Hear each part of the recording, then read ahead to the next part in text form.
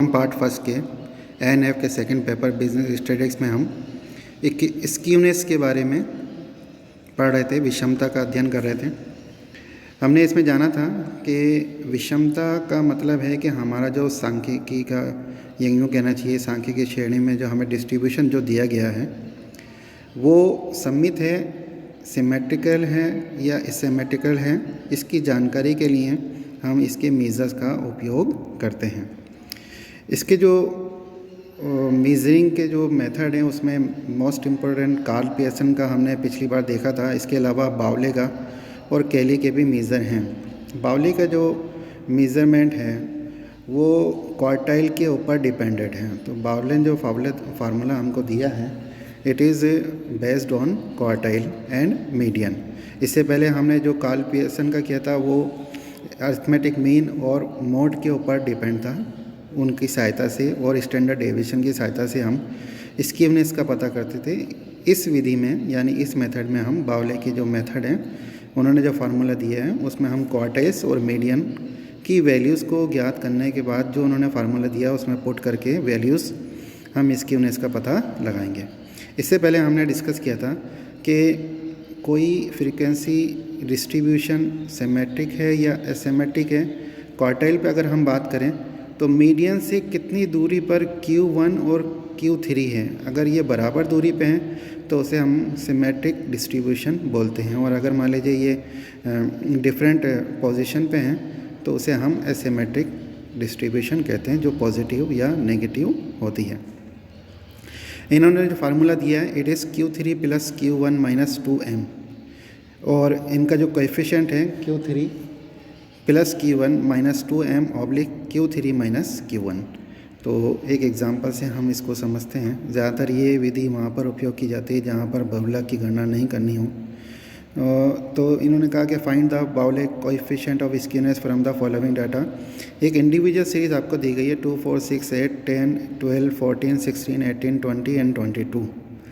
हम देख रहे हैं कि लगभग असेंडिंग ऑर्डर में हमें ये डेटा दिए गए हैं और इंडिविजुअल सीरीज़ है। तो हम Q1 सबसे पहले हम Q1, Q3 और मीडियन को ज्ञात करेंगे, उसके बाद स्क्यूनेस की जांच करेंगे। तो Q1 = n + 1 / 4th item. n हमारे पास यहाँ पर आप देख रहे हैं कि जितने आइटम हैं इट इज़ 11 + 1, उसमें 4 का भाग देंगे तो it is come 3rd item. तो हमारा जो Q1 का वैल्यू होगा वो 3rd आइटम होगा। 3rd आइटम को हम देखते हैं, पहला आइटम 2 है, दूसरा 4 है और तीसरा 6 है। तो हमारा Q1 का जो वैल्यू आएगी इट इज़ 6। इसी प्रकार से हम Q3 निकालेंगे। Q3 का जो फार्मूला है वह 3n + 1 / 4 होता है। तो हम n हमारा 11 है, +1 / 4 का भाग देंगे, उस जो भी वैल्यू आएगी उसको 3 से मल्टीप्लाई करेंगे तो इट इज़ 9th आइटम। हमें 9th आइटम देखना पड़ेगा हमारे को जो क्वेश्चन दिया उसमें। तो 9th आइटम हमारा 18 है। तो हमारे जो Q3 की वैल्यू निकल के आएगी इट्स कम 18।